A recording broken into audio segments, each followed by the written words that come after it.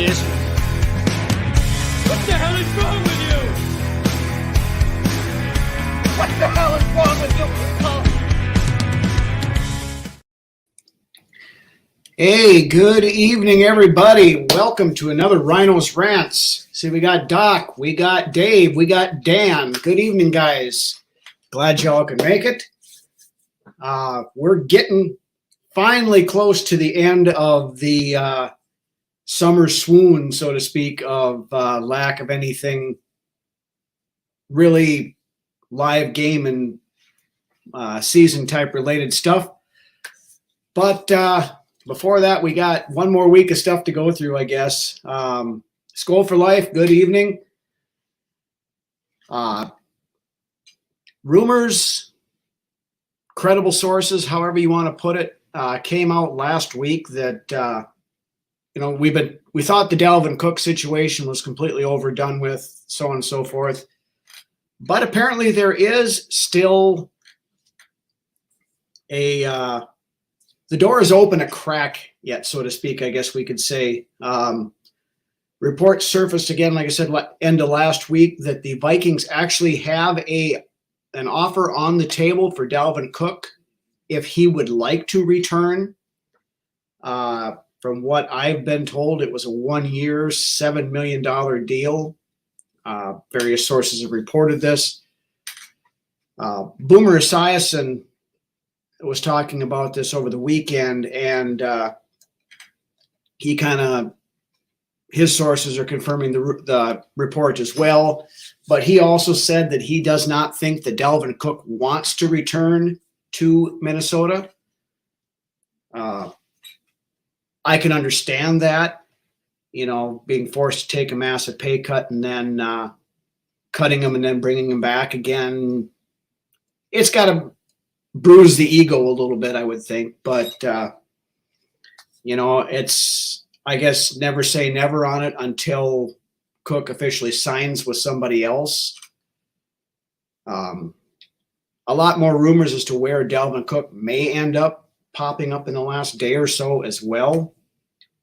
Dan Doogie says it's not happening. Yeah, I don't think it does either, Dan. I honestly don't. And to be honest, I'm good with the stable of backs we've got right now. We've had this discussion countless times about, paying premium salary to a non-premium position.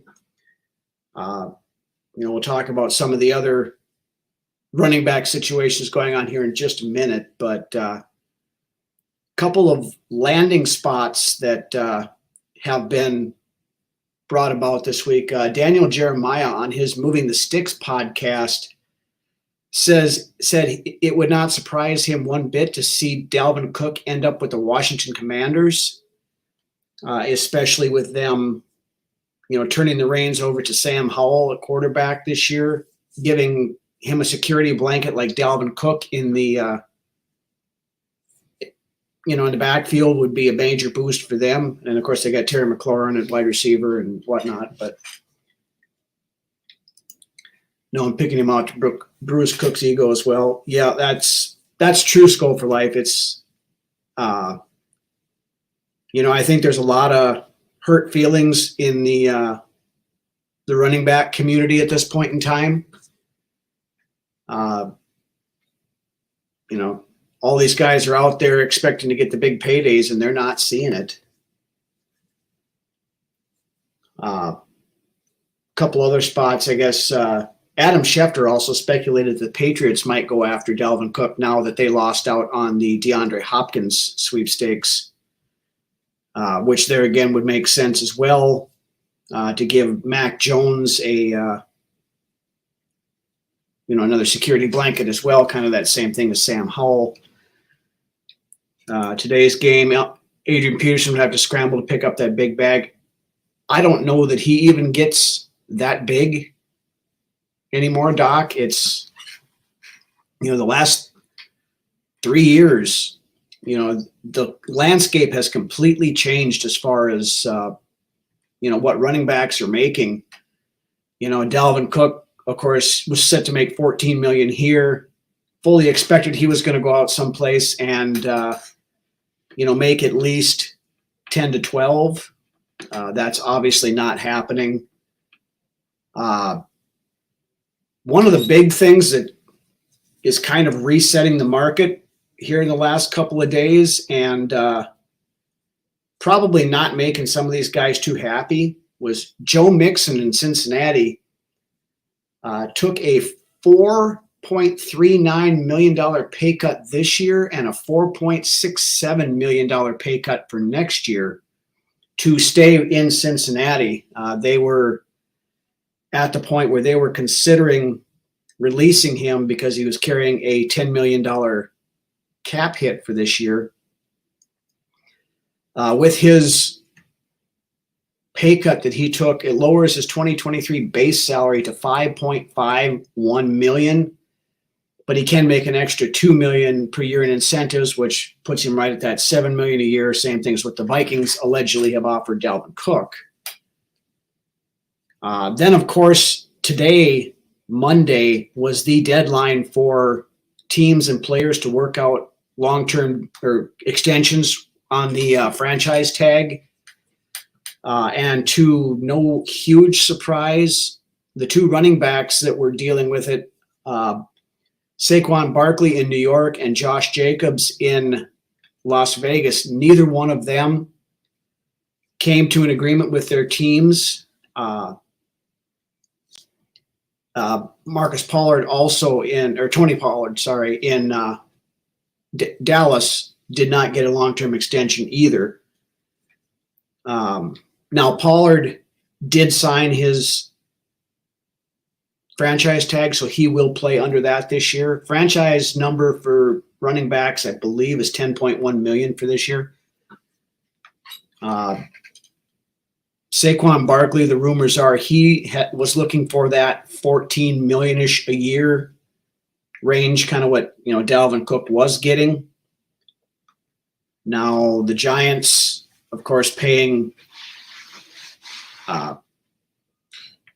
Danny Dimes up there $40 million or whatever it is per year, and then having to throw $14 million at a running back does not make a whole lot of sense financially. So we had a discussion on this in one of our Facebook groups earlier today about whether or not Barkley's going to get paid. I don't think there's any way he gets that $14 million he's looking for. I could see him get, that 10 is the franchise number. I could see 10 to maybe 11, 12, somewhere in there. But he's not going to get beyond that, especially now that they can't sign him to a deal now until after the season's over. So he's going to either have to play on that franchise tag or, go to good news or bad. Hunter wasn't franchised. The deadline to put the franchise tag on was back a couple of months ago, so they couldn't have franchise tagged him now.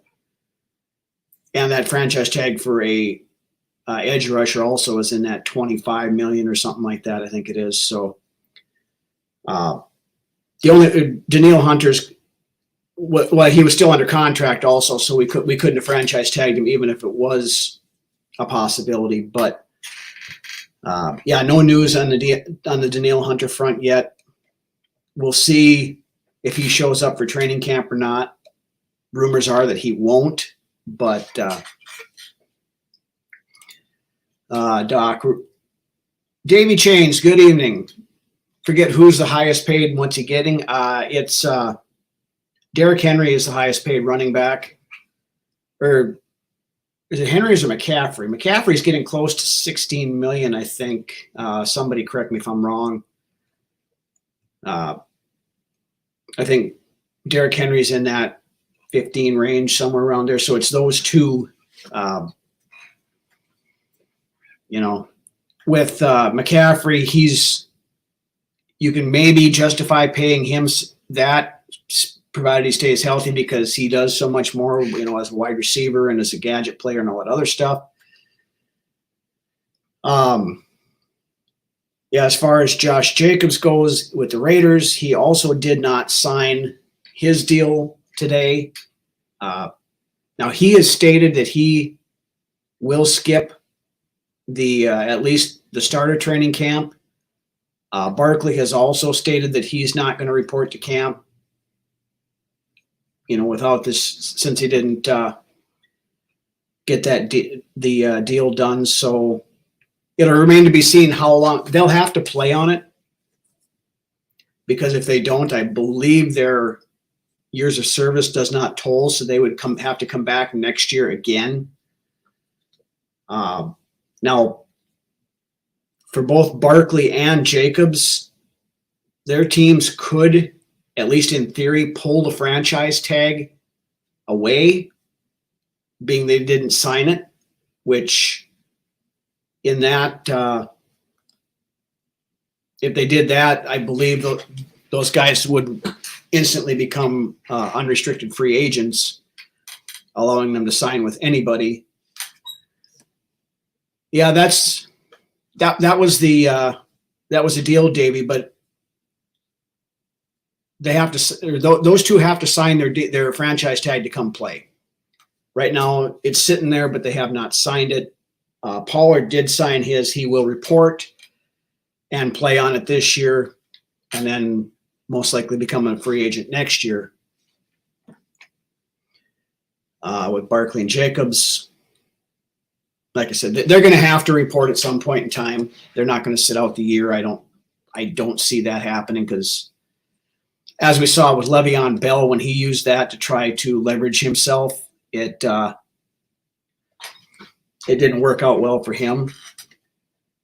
If they do the toll route, are they getting the salary as they sat? I'm not quite sure how that works, Doc, what they would get paid if they don't report and don't play. If they don't get paid at all, or how that works, I don't know. Alvin Kamara's at $15 million too, and Derrick Henry at 12.5. Thanks a lot there, Dave. Dave, maybe you know this answer that the question Doc just asked. If they sit out the year and their contract is not told, do you know what the compensation is for them to sit for the year? Do they get paid at all, or does it revert back, or what's the skinny on that? I guess I'm not sure exactly how that works. I just know that if they don't report by like week 8, then they don't get credit for the year of service. So running backs are playing Russian roulette with their futures. Yeah, Davey, they are. And I understand where these guys are coming from, because all of a sudden, their position has become severely devalued, and they sit there and look at all these other guys to, getting paid. Wide receivers now all of a sudden are getting $30 million a year. Edge rushers are getting 25 to 30. Tight ends are getting $15 million a year. And a running back now is going to struggle to make 10 to 12, where, as we saw just a couple of years ago, McCaffrey's getting 16 million. Kamara's getting 15. Cook was getting 14. Derrick Henry 12.5. Those days are gone, at least for now. Now, with the league being cyclical, there is a definite chance that in a couple of years there may be another shift back towards more running game type stuff again that could bring the value of running backs back up. The new TV deal, if the salary cap goes way up and gives them more money, then, that's a possibility. Want as much money as they can before they're kicked to the curb. That's exactly right, Davey. And I don't blame them. I mean, the running backs, they take a beating. I mean, they get the crap pounded out of them. They're pounding, hammering up in the holes every play. But that's the nature of the game with a running back. Their body takes a wear and tear, and they start running out of steam by the time they hit 28, 29 years old. very few running backs are productive past the age of 30. I mean, there are some, but by and large, and this is why I've been a proponent for a long time of, that's what she said, been a proponent for a long time of not giving a big second contract to any running back. I don't care who he is. You have them for the 4 or 5 years that you get them on the rookie deal. You thank them for their service, and you move on to the next guy. It sucks for those guys. I feel for them. But it's, when it all boils down to it, it's a business, and you got to prioritize different positions. And right now, the running back by committee approach with, multiple cheaper running backs that maybe don't have, one guy doesn't have all the skill set of a McCaffrey or a Saquon Barkley or a Dalvin Cook or whatever. But if you've got 3 guys that can, each one of them has a certain skill set that you can put the 3 of them together and get, the skill set of one guy, but you're still paying 3 guys less than you're paying one guy, it only makes sense. So,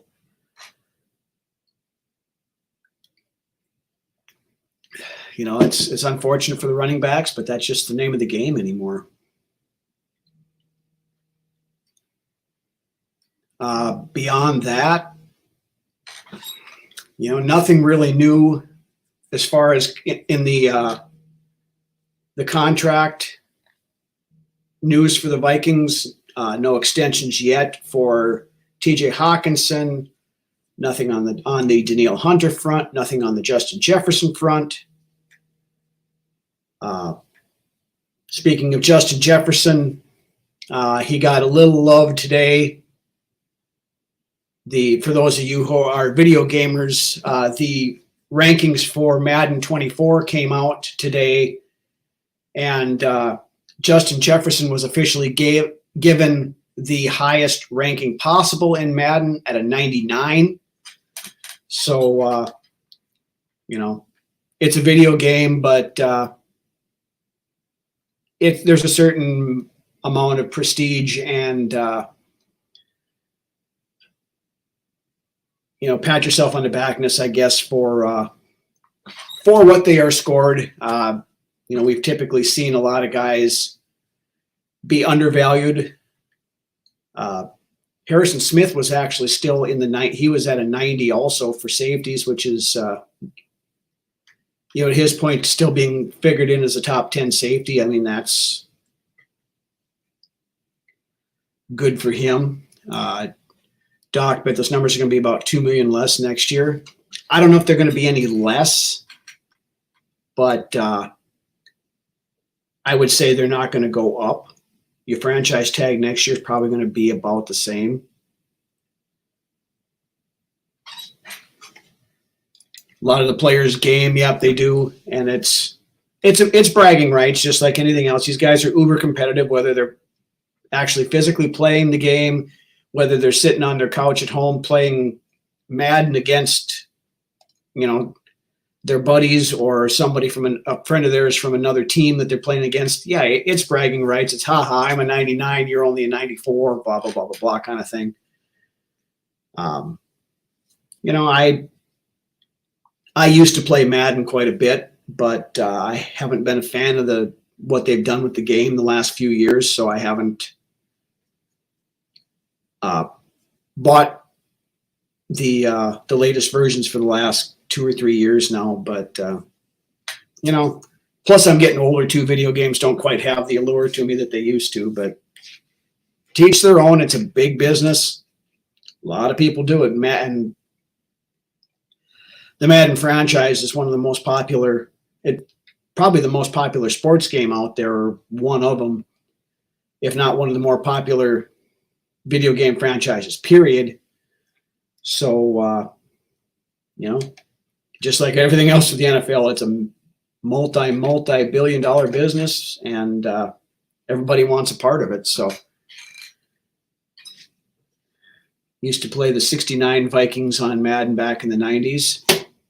And that used to be a fun part when you could pull up some of those legacy players and the old teams and things like that. I know I did that a few times too, just from or you would, a lot of times what I would do too is you go in and look at some of the players' rankings and stuff that you knew were lower than what they should have been. You go in there and kind of just tweak the numbers up a little bit, or if you didn't really want to buy the new version with getting all the updated players and all that other stuff, you could go in and force trades and get the guys that were on another team the previous year and force a trade over to get them on your team and make rookies and all that other kind of stuff. But I don't know, I think part of what's made Madden kind of the last few years is the lack of any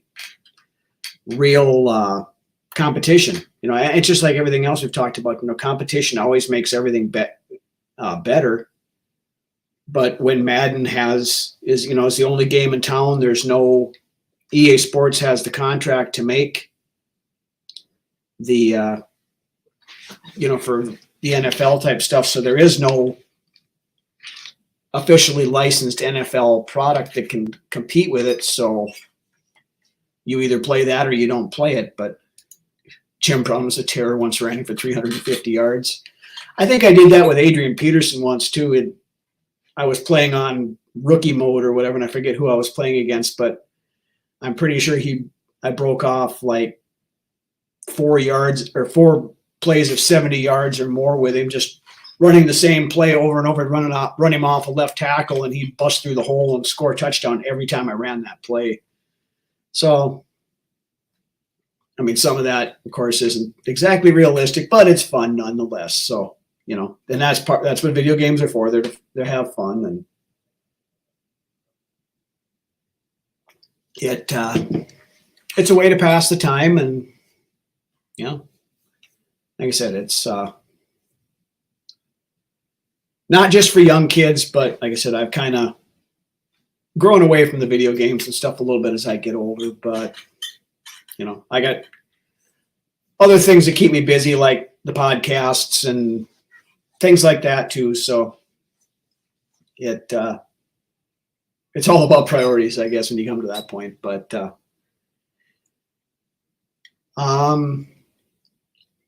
I really don't have a whole lot else here tonight. I don't know if you guys got anything you want to talk about in the comment section there. If you do, throw it up quick. We can discuss whatever you want. Do I plan on attending training camp? Hey, good evening, AJ. I don't know for sure yet, Skull for Life. I would like to go down for at least a day. I know Lance and I went down, was it 2 years ago? That was a great time. We had a blast down there. Not exactly sure if my schedule will allow it or not this year. I got to kind of look and see what's going on at work and that kind of stuff. But if I could get it, if I could get a day and just go down there to catch practice and stuff like that, I definitely would like to do so. Especially, the way training camp and preseason games have gone the last couple of years, where you're not going to see the starters much during the preseason games, but you'll see them when we have those joint practices and that kind of stuff. Does it cost money it's a blast? Yeah, it is. How far of a drive, Doc? It's about 3.5 to 4 hours to TCO from my house. So it's not terrible. I mean, I go down to Minneapolis 2 or 3 times a year probably anyway, so not that big of a deal, but it still makes it a long day, especially if you go down and back in a day. AJ, does it cost money to get to training camp? I've never been to practice in Green Bay, so I want to come out one day. Depends on the day. Just some of the regular practice days, you have to get tickets, but those tickets are free for those usually. Now, the joint practice dates, which we have against Tennessee and Arizona this year, those it costs, I think they're like $10 to get in, but you're there all day, and it's well worth it. You get to sit there, you get to, watch the everything going on in practice. You can watch offense, defense, everybody sitting there. A lot of times they have some of the former Vikings, Vikings legends and whatnot, signing autographs like at the at their museum type thing. Ton of different stuff going on. It's a lot of fun. You can spend more if you want to get to the VIP and things like that too. But just if you just want to go on a as cheap as you can go, yeah, it's $5-10 to get in.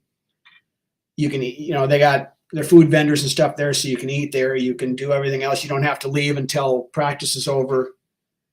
And then, they've got, of course, the pro shop there with all the different Vikings merchandise, a lot of cool stuff in there. They've got the Vikings Museum if you want to go through that. Now, I didn't get to do that, so it's not a day trip.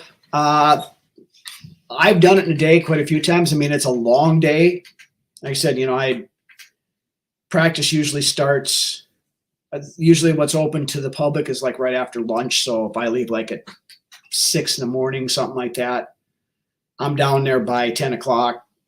Get parked, get in, sit there for the afternoon. You leave about 5-6 o'clock. Home again by 10. Tired as shit afterwards, but it can be done. And the hotels are so dang expensive down around there. A lot of times I probably should stay the night because it gets to be such a long day, but I'm kind of stubborn that way sometimes.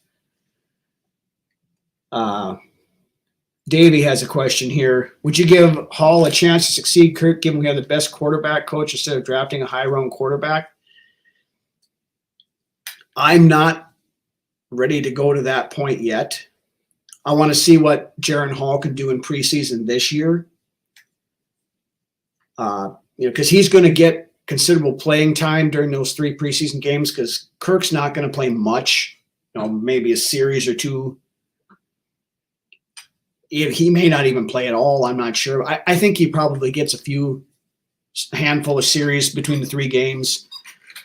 Nick Mullins is going to get, I would say, for the most part, it's going to be Mullins playing a half and Jaren Hall playing a half. So we'll get to see what he's capable of. I'm not ready to put my eggs in that basket yet. So I'm still looking, come next year's draft, looking to try to find another quarterback, ideally one of your top couple of guys, the Caleb Williams thing, that's going to be a long shot for them to get something like that. Drake May probably going to be gone in the top 2 or 3 picks as well. Give him a chance to compete. Absolutely, Doc.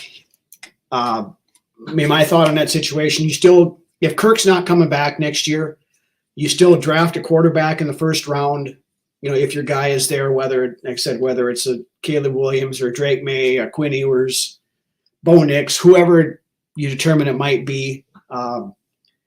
One guy I've been watching a little bit of film on that I want to keep an eye on this year to see how he does is Arkansas quarterback A.J. Jefferson. That kid got kind of a chip on his shoulder.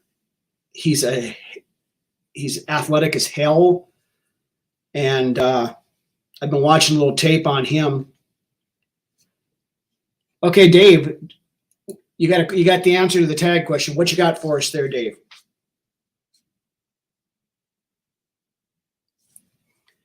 But I don't want to put all my eggs just praying that Jaren Hall is the answer. Now, if he shows out big time in preseason this year and looks great throughout the rest, the regular season and stuff on the scout teams and that other stuff, it maybe makes you feel better about the situation. But on the plus side as well, okay, you go draft a first-round quarterback, and he's your guy, and you still got Jaren Hall here. You either have Jaren Hall as a damn good backup for 3 years, or you have him as a potential trade chip that you could get draft capital back, because you're going to have to give up draft capital most likely to go get one of these big quarterbacks in the draft. So, if the guy you go up and get turns out, and Halls turns out, you can flip him for a first round pick or something like that. I mean, it's so that there's benefits to the whole situation. But okay. If a player doesn't sign and holds out, they are technically not under contract and therefore cannot be fined for skipping practice and or games, though they'd eventually forfeit the tag salary. Plus, depending upon how long, they can lose the accrued season and remain a restricted free agent, leaving the team in control for perpetuity until they play or retire. It has never been done before. Thank you very much, Dave. I appreciate you looking that up for us. Yeah, it's never been done. It's been threatened. And I think there's a couple of players that did that holdout right up about until the deadline. And then they reported just for, so they would get that accrued season. Trying to remember who the last one was that happened with. I know there was somebody. I can't remember, but I know that there was a situation similar to that here a couple of years ago. But Dave, we're going to give you the official title of fact checker, looker upper for Ryno's Rants. Appreciate the look, David. Hard for me to look it up while I'm talking here. So, but yeah, basically, if they don't report by, I think it's week 8, I think it is, then the contract tolls. They remain a restricted free agent, where another team could, in theory, make them an offer, but then the team that holds their rights would be able to match. And if they don't, depending upon what the tender is and things like that, then you could get up to 2 first-round picks or whatever, that's a second-round tender or whatever it is. So there's ways for the team to maintain control and kind of dictate things, I guess, more than anything. But like Dave said, it's never actually got to that point with anybody during the season. So I don't see either one of these guys doing it. If they do, honestly, I think they should fire their agent, because it's not a smart play for the player to do so. Now, the contract encyclopedia, there you go. I think when it boils down to it, would I rather play for $10.1 million or sit on my couch at home and watch football? I'll go play for the $10.1 million. I know it's not what they want, but $10.1 million is nothing to sneeze at. Yeah, Dave is the professional on there. The rest of us are just rank amateurs on the deal. But Dave has the experience of doing 17 shows a week also. So he's an old pro at this, and he knows what he's doing. So anybody else got anything they want to hit here? Because I'm about out of stuff to talk about. So we'll give it a second here. Play and become a free agent the next year. Absolutely. That's their smartest play. I mean, they're not going to get the $14 million next year that they want this year either. But if you play and become a free agent, you might get 12 or something, a little bit more than you're getting on the franchise, but not what you want to get. But there again, these guys, their representation, and they need to come to the realization that they're not going to get that kind of money. Doesn't matter how good of players they currently are. It just, the position's devalued. It's just, you don't go out and give a punter a $8 million a year contract. Throwback uniforms supposedly announced tomorrow. Yes, I've almost forgot about that. Thank you again, Dave. Rumors are the Vikings will be rolling out throwback uniforms for the first time in several years, and they will be wearing them for the season opener against Tampa Bay. The rumors I heard this afternoon is that they will be rolling back to the 1969 style jerseys and the old gray face masks and that kind of stuff. So I hope that's true, because if so, that'd be really cool. We haven't wore those old jerseys like that in a long time. What years it was? The story I read here just about an hour or so ago before it came on the show was so it was something in the 60s, but probably like the 1969 version. Love to get one. Well, Dave, you'll be in luck, because if that's what they're using, they're going to be available all over the place. So yeah, I will probably plunk down a few bucks and get an old school throwback of somebody. I don't know who it would be yet, but we'll see. And yeah, they'll be announced tomorrow, so we'll likely see a bunch of cool photos and stuff coming out from the Vikings media production people. So we get that. We'll throw them up on the Facebook page and things like that too, so you guys can see them. But beyond that, of course, rookies report to training camp on the 23rd, which is Saturday. Then 25th, Monday, the veterans all report. So training camp begins in earnest beginning of next week. So we should actually have real football stuff to talk about here coming up. Beyond that, don't forget we have another episode of Brunswick's Best on Wednesday, where Lance will be taking a look at those who have worn number 14. And we will also, of course, have the regular studio show Friday night at 6 p.m. So make sure you stay tuned for all that. If you guys have not done so yet, please hit that subscribe button, hit the like button. It helps out the metrics a ton.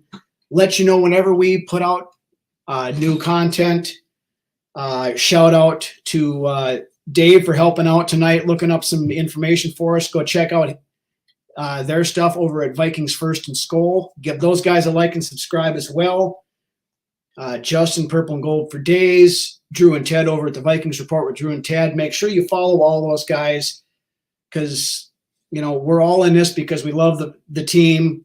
And when one of us succeeds, we all succeed. So make sure you show the love to everybody out there. Again, want to give a big shout out to all you guys in the chat. Doc, Davey, Dave, Dan, Skol for Life, Ray, all you guys watching. Shout out to our Filipino fan club again, Nonoy, BB, Jen, Miss G, Wilma, everybody over there in the Philippines that watches us on Monday nights. Appreciate you guys checking in every week as well. But with that, again, check us out Wednesday, 6 p.m. with Brunswick's Best, and Friday, 6 p.m. for the regular Vikings studio show. And with that, you guys, have yourself a good rest of your Monday night and a good rest of the week. And we'll see you on the other shows coming up. So have a good one, guys. Skol.